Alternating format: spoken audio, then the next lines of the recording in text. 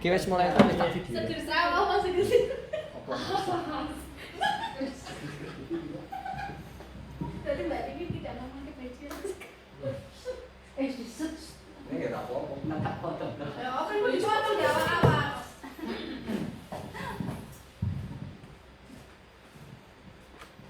Aku mau pernah pakai dewe nang iki. Piye? Ini tangan apa piye?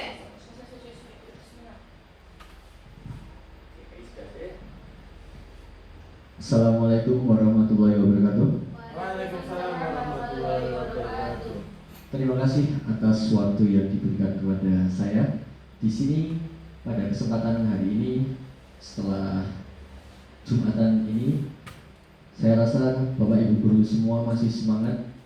Kemudian di sini saya akan memaparkan hasil dari pelatihan saya selama menjadi atau mengikuti program pendidikan kompetensi guru selama kurang lebih 2 bulan kemarin. Dan di sini saya mempunyai rancangan atau rencana tindak lanjut untuk peserta didik di SMP Negeri 3 Salaman. Kemudian nanti akan saya sampaikan secara detailnya. Silakan Bapak dan Ibu bisa mencermati, kemudian bisa menelaah. Kemudian nanti di akhir saya memberikan beberapa sesi untuk tanya jawab untuk program yang saya paparkan pada hari ini. Mungkin langsung saja untuk programnya. Di sini saya beri nama FITBAR, akronim dari Fisik Terlatih Bareng Olahraga. Bukan FITBAR makanan ya, tapi akronim dari Fisik Terlatih Bareng Olahraga. Di sini untuk FITBAR sendiri mempunyai latar belakang. Yang pertama adalah terciptanya program FITBAR dilatar belakangi oleh keresahan pada zaman sekarang, di mana peserta didik mulai banyak tren dengan istilah mager. Mager itu adalah malas gerak. Sehingga program ini dibuat untuk meningkatkan aktivitas gerak peserta didik khususnya di SMP Negeri 3 Salaman.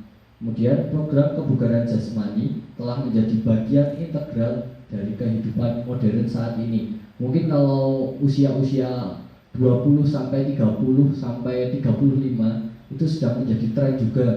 Kalau di usia segitu kalau tidak menjadi pendaki gunung ya menjadi seorang atlet lari. Mungkin seperti itu. Tapi kalau anak-anak mungkin masih budayanya mager sekali. Mulai dari gadget, mereka senang bermain gadget, bahkan sampai di rumah pun tidak ada pergerakan sama sekali ketika mereka di rumah. Kemudian di sini untuk meningkatnya kesadaran akan pentingnya kesehatan dan gaya hidup aktif mendorong banyak orang untuk terlibat dalam berbagai aktivitas fisik. Program menjaga kebugaran dan kesehatan dengan pengukuran tingkat kebugaran jasmani, yaitu pada zaman sekarang tingkat aktivitas gerak murid terbilang kurang. Kurangnya kesadaran murid tentang kebugaran pada dirinya masing-masing. Kurangnya aktivitas fisik pada keseharian murid. Kemudian untuk itu perlu adanya edukasi yang optimal terhadap peserta didik tentang pentingnya melakukan aktivitas kebugaran jasmani secara rutin akan berdampak baik bagi kesehatan jasmani maupun rohani. Nah, di sini nanti di awal ini program ini akan terlaksana kurang lebih di semester berikutnya, semester 2 atau di bulan Januari hingga bulan Februari, kurang lebih 2 bulan. Kenapa kok saya pilih di bulan Januari dan Februari? Karena setelah Februari itu sudah bertepatan dengan bulan suci Ramadan, otomatis sudah tidak memungkinkan untuk pembelajaran PJUK secara praktek. Jadi mungkin nanti hanya teori dan saya padatkan program ini menjadi 2 bulan. Tapi idealnya kurang lebih kalau dilaksanakan secara ideal itu kurang lebih ada 4 bulan sampai dengan 5 bulan. Kalau tidak 1 semester. Tapi ini saya padatkan menjadi hanya 2 bulan saja. Kemudian nanti di bulan Januari awal itu akan ada tes pengukuran untuk mengetahui tingkat kebugaran jasmani peserta didik awal. Untuk awalnya nanti kita akan melakukan tes di awal terlebih dahulu, kemudian nanti di akhir bulan Februari atau di akhir waktunya itu nanti juga akan dilakukan tes kembali di paling akhir. Kemudian nanti bisa ditentukan untuk hasilnya di kebugaran jasmani anak tersebut meningkat atau tidak, atau stuck di seperti itu atau malah justru menurun. Nanti bisa diamati dengan program feedback ini. Oke, mungkin itu untuk latar belakangnya. Kemudian untuk tujuan dari program feedback yaitu yang pertama adalah mengembangkan keterampilan gerak spesifik pada aktivitas olahraga. Di sini geraknya yang pertama adalah nanti kita ukur. Yang pertama adalah tes daya tahan melalui lari VO2 max, tes daya tahan ya, kardiovaskuler atau detak jantungnya, paru-parunya nanti bisa kelihatan mereka di level seperti apa. Itu yang pertama. Kemudian yang kedua tes kekuatan untuk seluruh tubuh. Yang pertama gerakannya adalah push up, kemudian sit up, kemudian yang terakhir adalah back up. Nanti mereka diukur dapat berapa dan penentuannya nanti untuk tingkatannya. Kemudian tujuan yang kedua adalah murid terlibat dalam olahraga dan aktivitas fisik di dalam maupun di luar sekolah.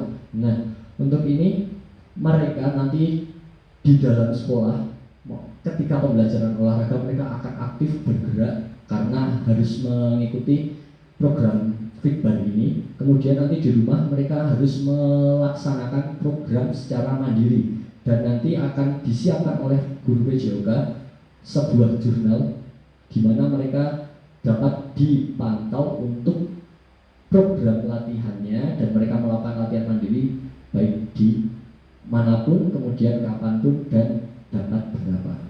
Kemudian yang ketiga adalah mengembangkan kemampuan gerak dan tingkat kebugaran jasmani peserta didik. Nah, di sini untuk mengembangkan kemampuan gerak yang mungkin tadinya ketika tes awal mungkin si A hanya bisa melakukan push up sebanyak 5 kali saja, mungkin nanti di akhir itu bisa meningkat sampai dengan 10 kali ataupun bahkan 15 kali, jadi 2 kali lipat atau 3 kali lipat atau justru stuck di situ. Tapi harapan dengan program ini seluruh siswa bisa meningkatkan atau mengembangkan kemampuan gerak yang dimiliki oleh siswa tersebut.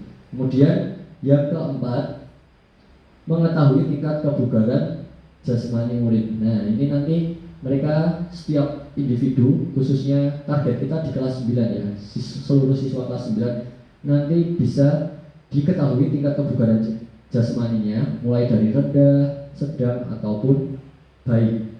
Jadi ada tingkatan, 3 tingkatan yaitu rendah, sedang, kemudian baik. Kemudian yang terakhir, mereka mempunyai motivasi belajar yang tinggi dengan badan yang bugar. Nah, ini yang paling penting sekali karena mungkin banyak sekali ya anak-anak ketika sudah jam 12 ke atas ketika pembelajaran mereka sangat lesu sekali, sangat ngantuk ataupun sangat capek. Intinya tidak energik ataupun tidak semangat dalam mengikuti pembelajaran karena mungkin level fisiknya bisa dikatakan tidak baik. Nah, dengan program feedback ini diharapkan mereka semua jadi naik untuk aktivitas fisiknya atau level kebugaran jasmaninya sehingga mereka ketika menerima pelajaran otomatis lebih bersemangat lagi karena mereka sudah terbiasa dengan melakukan aktivitas-aktivitas yang menyebabkan atau membuat tubuh mereka menjadi lebih bugar. Kemudian untuk di sini capaian, kemudian langkah-langkah dan hasil yang diharapkan untuk setiap tujuannya. Tujuannya yang pertama adalah peserta didik menentukan tingkat kebugaran jasmani. Ya, langkah yang diambil untuk mendapatkan tujuan tersebut adalah peserta didik melakukan praktek tes VO2 max, push up, sit up, dan back up. Mungkin Bapak Ibu guru di sini semua sudah tahu ya untuk push up, sit up ataupun back up, sudah tahu ya, sudah tahu gerakannya. Tapi untuk VO2 max ini mungkin baru pertama kali mendengar. Nah, ini tesnya itu sangat simpel sekali, hanya lari kurang lebih jaraknya 20 meter bolak-balik dari titik A sampai ke titik B. Cukup lari dari sebelah sini sampai ke sana, balik lagi, kemudian kembali lagi. Berulang-ulang gerakannya seperti itu atau latihannya seperti itu. Tapi di situ nanti akan ada level di mana peserta didik bisa dikatakan kuat atau tidak. Nah, itu ada instruksinya. Nanti misal peserta didik, dari sini kan ada instruksi. Contoh untuk bunyi instruksinya adalah tut. Ketika ada nada tut, otomatis peserta didik harus lari sampai sana. Kemudian tut lagi harus sampai sini. Tapi kalau peserta didiknya lari dan sebelum sampai ke titik berikutnya itu bunyi tut itu sudah berbunyi, otomatis mereka sudah dikatakan gagal dalam tes tersebut. Jadi terlihat sekali tingkatannya dari level 1 sampai dengan 16. Itu mereka nanti bisa dilihat ketika tes tersebut bisa sampai di level berapa. Kemudian untuk push up, sit up, dan back up nanti kita buat mereka melakukan gerakan tersebut dalam kurun waktu yang telah ditentukan. Kemudian yang berperan di sini untuk tujuan yang pertama adalah peserta didik sebagai pelaksana kegiatan dan guru sebagai pendamping. Jelas, peserta didik menjadi pelaksana kegiatan yang melakukan kegiatan, kemudian Bapak Ibu guru PJOK khususnya ya, di sini fasilitatornya guru PJOK-nya itu sebagai pendampingnya, mengamati dan menilai juga untuk hasil dari peserta didiknya. Kemudian untuk waktunya di awal bulan Januari.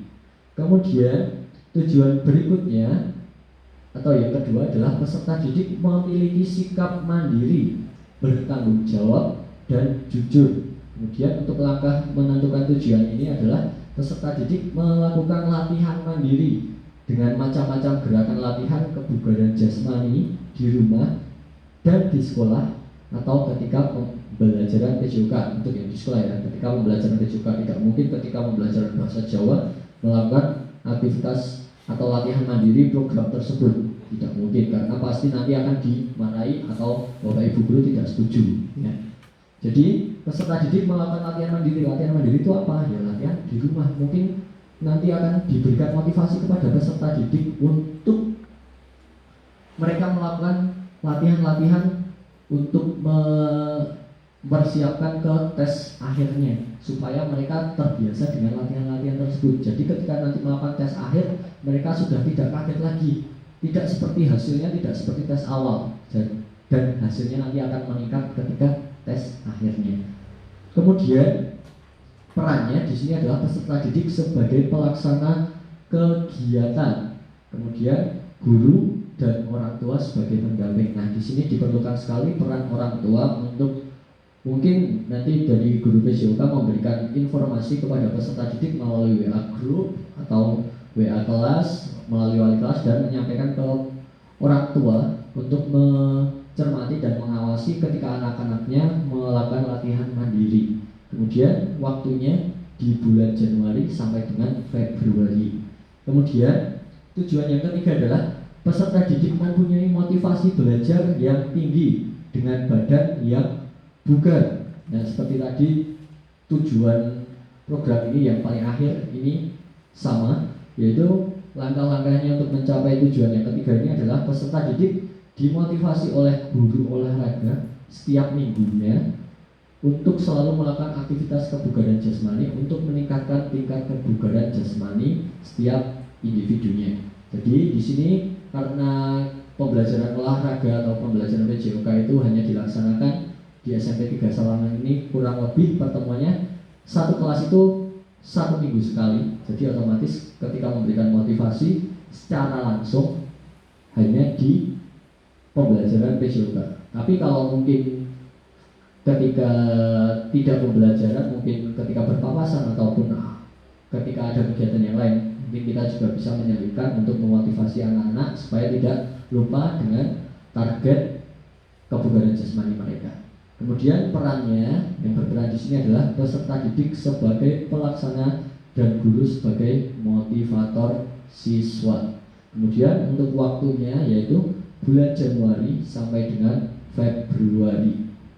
Kemudian untuk tujuan yang terakhir atau yang keempat, peserta didik merasakan manfaat ketika kebugaran jasmani dan rohani yang baik. Nah, di sini mereka akan menuai banyak sekali manfaat ketika kebugaran jasmani mereka itu baik ataupun kebugaran rohani mereka itu baik. Dimana salah satunya tadi ketika belajar mereka akan lebih semangat dan tubuh mereka pun lebih kuat, lebih siap ketika akan menghadapi bermacam-macam aktivitas gerak yang mereka lakukan dalam keseharian mereka. Kemudian untuk langkah untuk mencapai tujuan tersebut adalah peserta didik melakukan tes akhir kebugaran jasmani dan menentukan hasil akhir tingkat kebugaran jasmani peserta didik. Nah, di sini nanti akan melakukan tes akhirnya di bulan Februari dengan harapan hasil dari tes mereka itu meningkat, bukan malah menurun. Kemudian perannya adalah peserta didik sebagai pelaksana kegiatan dan guru sebagai pendamping. Kemudian waktunya ada di bulan ini mungkin tipe hanya ada di bulan Februari akhir. Kemudian struktur program dan mitra dalam komunitas belajar di sini yang pertama adalah kokuler. Kemudian pelaksanaannya di bulan Januari sampai dengan Februari ya, ini tempat di sekolah ataupun di rumah. Kemudian yang ketiga, jurnal latihan disediakan oleh fasilitator atau guru PJOK. Nanti akan dibuatkan jurnal, setiap anak mendapatkan satu-satu untuk mengamati atau melihat progres mereka ketika melakukan latihan mandiri di rumah. Dan di situ nanti akan ada tanda tangan dari orang tuanya ketika misal mereka melakukan latihan aktivitas mandiri di hari Rabu, mereka akan mendapat tanda tangan dari orang tuanya.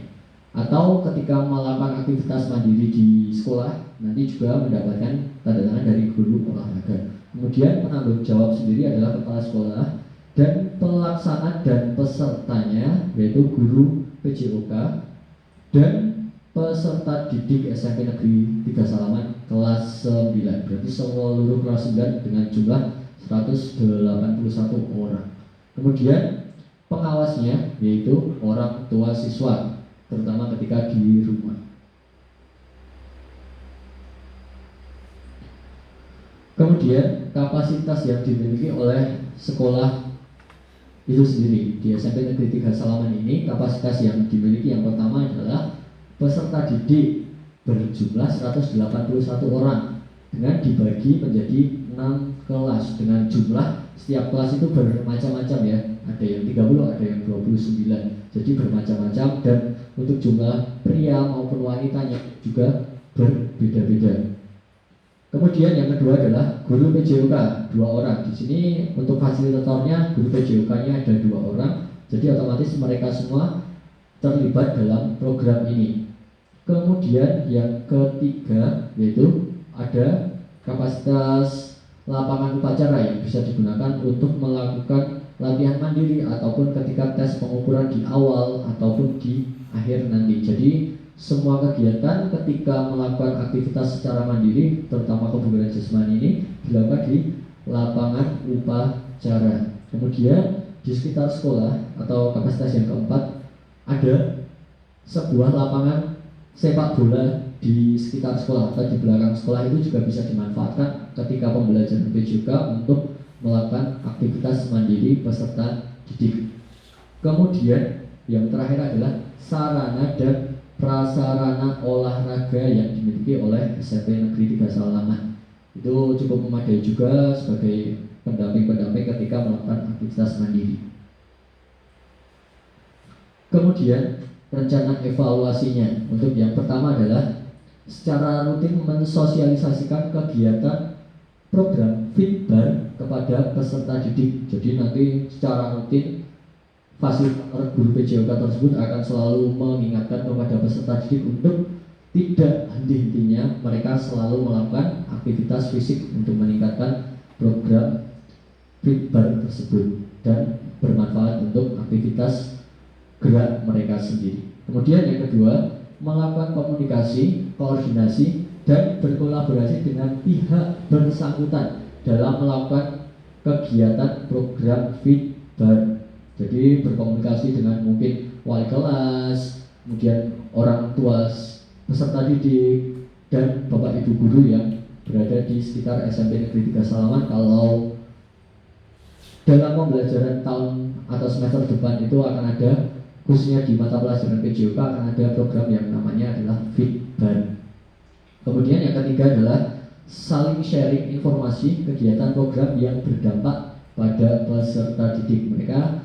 Jadi mereka saling sharing informasi, mungkin dari siswa satu ke siswa lain ataupun Bapak Ibu guru ke peserta didik. Jadi tetap program ini akan terlaksana seperti bagaimana mestinya. Kemudian di sini ada kemungkinan tantangan dan bagaimana cara pengambilan keputusannya. Untuk tantangan yang pertama, dalam pelaksanaan program Fitbar harus adanya pendampingan kepada peserta didik dalam melakukan latihan mandiri di rumah. Nah, untuk pengambilan keputusannya adalah pendampingan oleh guru. Jadi di rumah pun diminimalis. Jadi mungkin lebih dipadatkan lagi ketika di sekolah, khususnya pada jam mata pelajaran PJOK, karena pendampingan oleh guru pada saat pembelajaran olahraga. Kemudian koordinasi dengan wali murid untuk memantau putra-putrinya ketika melakukan latihan mandiri di rumah. Kemudian tantangan yang kedua adalah tidak semua peserta didik memiliki kondisi kesehatan sama, sehingga peserta didik sakit bisa dipastikan tidak latihan mandiri. Nah, jadi kan kondisi tubuh siswa itu bermacam-macam, apalagi dengan cuaca, dengan gaya hidup mereka yang saat ini pasti banyak sekali penyakit yang mengintai untuk tubuh mereka. Jadi untuk pengambilan keputusannya adalah mensosialisasikan kepada peserta didik agar menjaga pola makan dan istirahat yang cukup. Jadi peserta didik, jadi program sekolah sendiri ini berkesinambungan ya dengan program sekolah, yaitu Jumat Sehat. Kalau Jumat Sehat itu ada setiap hari Jumat di minggu keberapa, itu selalu mereka diajarkan untuk mengkonsumsi atau sarapan bersama dengan menu yang bergizi atau 4 sehat 5 sempurna. Jadi dengan program ini kita berkesinambungan dengan program dari sekolah, yaitu Jumat Sehat. Kemudian yang ketiga adalah waktu pelaksanaan program tergolong singkat karena menjelang bulan suci Ramadan. Nah, seperti tadi yang saya sampaikan di awal, program ini hanya kita persingkat menjadi 2 bulan saja. Kemudian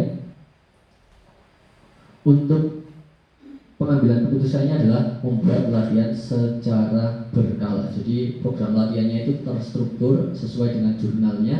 Nanti akan dipandu, mereka harus melakukan ini. Jadi mereka terstruktur, tidak asal-asalan. Jadi lebih efisien ketika memanfaatkan waktu yang cukup singkat ini. Kemudian yang keempat adalah penurunan motivasi peserta didik karena bosan dan lelah.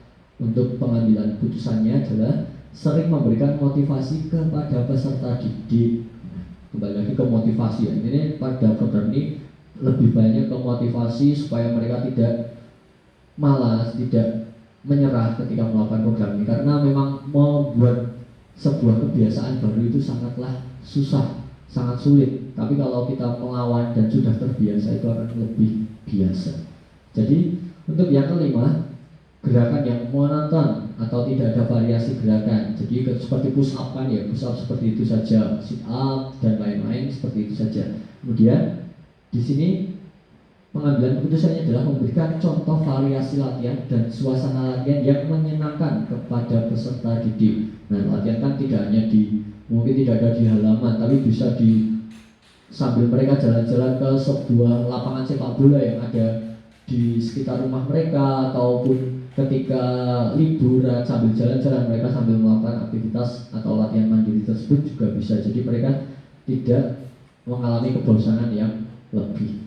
Kemudian yang terakhir adalah kejujuran dalam melaksanakan program. Ini yang paling penting karena sekarang itu eranya manipulasi sangat banyak sekali. Jadi mungkin dari anak-anak pun sudah terbiasa untuk memanipulasi data-data mereka. Mungkin mereka tinggal tulis, kemudian tinggal tanda tangan, sembarang pun bisa. Kemudian cara mengambil keputusannya adalah menggunakan jurnal latihan mandiri, program Fitbar, dan ditandatangani guru ataupun orang tua peserta didik itu sendiri. Kemudian cukup untuk hasil presentasi dari program Fitbar tersebut. terima kasih atas partisipasi dari Bapak dan Ibu guru semua. Apabila ada kurangnya, saya mohon maaf. Tetapi sebelum saya tutup, saya di sini memberikan kesempatan untuk beberapa penanya. Monggo saya persilahkan kalau misal ada pertanyaan bisa angkat tangan dan bisa menyuarakan untuk pertanyaannya. Terima kasih. Silakan. Siap, Pak Semi. Mau bertanya? J, monggo. Waktu dan tempat saya persilakan. Sebelumnya nggak perlu perkenalan ya Pak ya? Oke. Saya Semi. Yang ingin saya tanyakan adalah bagaimana jika tidak ada peningkatan atau istilahnya stuck ketika sedang menjalani program FITBAR tersebut. Itu apa kiat-kiatnya atau penanggulangannya seperti apa ketika stuck atau tidak ada peningkatan ketika menjalani program tersebut. Terima kasih. Terima kasih untuk pertanyaannya. Mungkin langsung saya jawab saja. Untuk pertanyaannya bagaimana jika peserta didik mengalami tidak ada peningkatan ya dalam aktivitas atau program FITBAR ini, terutama khususnya peningkatan aktivitas fisik. Jadi ketika peserta didik tidak ada peningkatan itu terdapat beberapa kemungkinan dan cara penanggulangan. Kemungkinan yang pertama adalah mereka malas ketika melakukan latihan mandiri atau ketika melakukan latihan-latihan untuk meningkatkan program kebugaran fisik mereka. Itu yang pertama, malas. Kemudian ada juga mereka memang kondisi tubuhnya tidak memungkinkan. Kondisi tubuhnya mereka tidak memungkinkan untuk melakukan aktivitas ataupun tes tersebut. Nah, untuk cara penanggulangannya sendiri untuk rasa malas tersebut mungkin nanti akan ada program FITBAR kembali di setelah waktu atau bulan suci Ramadan atau setelah Idul Fitri. Itu akan ada program FITBAR lagi dan mungkin jaraknya lebih dipersingkat lagi, tidak selama 2 bulan tapi kurang lebih hanya 1 bulan saja. Itu bisa. Jadi kita akan menyiapkan kembali program tersebut untuk anak-anak yang memang tidak ada peningkatan. Tetapi kalau dilihat mungkin ternyata si A dari kemungkinan yang kedua tadi ya, karena memang tingkat kondisi fisiknya mereka sakit-sakitan, jadi mereka tidak bisa dipaksakan. Nah, untuk yang seperti itu dengan level yang mereka stuck di seperti itu sudah bisa dikatakan baik. Jadi tidak ada pengurangan, tidak ada peningkatan, tapi dengan kondisi stuck tersebut, kalau memang anak dengan keterbatasan khusus mungkin mereka punya sakit, kan ada ya beberapa anak yang mungkin sudah jelas ada penyakitnya, itu tetap di level yang sama itu justru malah bagus. Jadi mereka tetap stabil di situ dan tidak ada penurunan. Mungkin itu jawaban dari saya. Cukup bisa dimengerti? Terima kasih. Mungkin ada pertanyaan kedua? Oh iya, monggo. Terima kasih atas waktunya. Sebenarnya saya juga mau bertanya, tapi yang tadi sama dengan Pak Semi tentang kemalasan ya. Tapi sudah dijawab. Nah, selain itu juga tadi kalau Pak Rizal bilang kan rasa malas terus nanti bakal gimana Pak? Ulangi lagi. Bakal diulangi Ya. lagi. Terus nanti bakal ketahuan juga mana yang punya penyakit dan sebagainya. Ya. Nah, yang akan saya tanyakan, anak zaman sekarang itu kan apa ya? Untuk kejujurannya itu kan terkadang kita sendiri bingung. Nah, bagaimana cara mengidentifikasi anak ini dia benar memang punya kondisi fisik yang lemah, anak ini ternyata cuma berbohong, anak ini dia sebenarnya mampu dan sebagainya. Karena pengalaman saya menjadi wali kelas itu rata-rata anak itu kalau ada teman satu bilang saya tidak bisa, itu nanti nular, remen, iya nular, semua bakal bilang seperti itu, apalagi anak perempuan. Karena anak perempuan, pengalaman saya juga dulu jadi siswa ya Pak, olahraga itu kalau sudah main ke tentang fisik kayak gitu, latihan fisik yang seperti itu terkadang mager. Nah, seperti itu. Monggo Pak, bisa minta tolong disikapi. Terima kasih.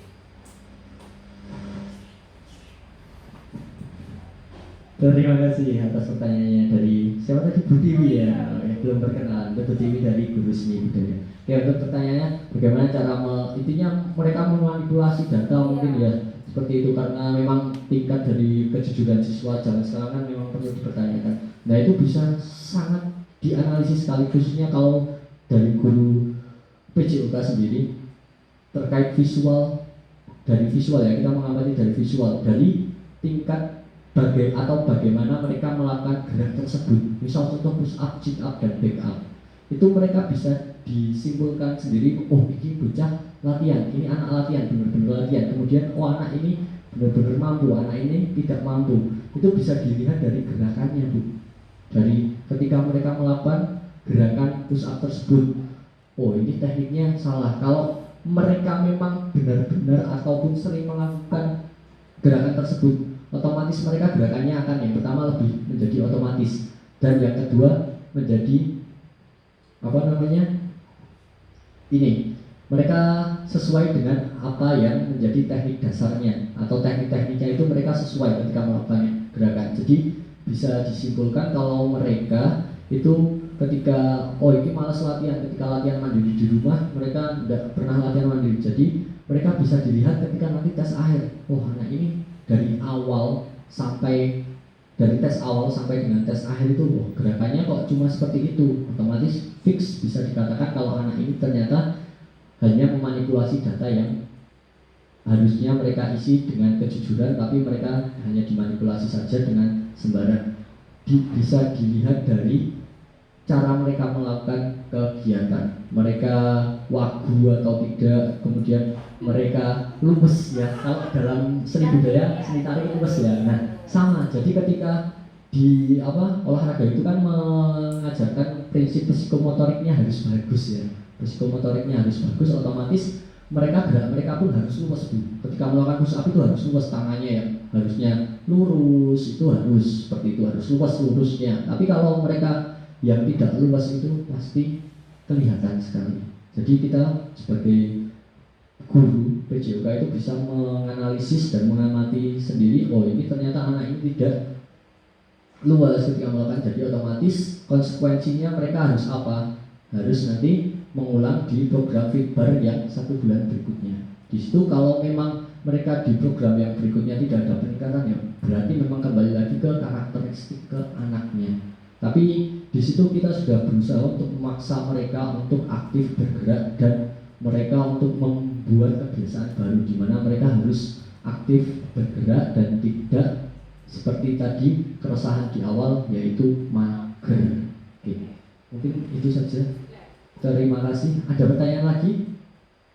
Tidak ada. Oke, kalau tidak ada cukup sekian presentasi dan rencana tidak lanjut dari program saya khususnya di kelas desiminasi kelas 10 ini. Program Fitbar yaitu program fisik terlatih bareng olahraga, di mana di sini dengan besar harapan kita merubah sebuah kebiasaan baru di kalangan anak muda zaman sekarang khususnya di SMP Negeri 3 Salaman. Mungkin terima kasih dan saya akhiri. Sekian dari saya. Apabila ada perkataan yang kurang berkenan itu muncul resmi dari diri saya sendiri, dan apabila ada kebaikan dan kata-kata yang benar itu semata-mata muncul dari Allah Subhanahu wa taala. Sekian dari saya. Assalamualaikum warahmatullahi wabarakatuh.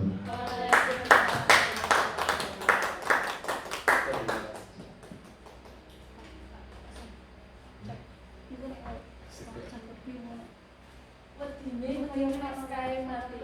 Mati ra.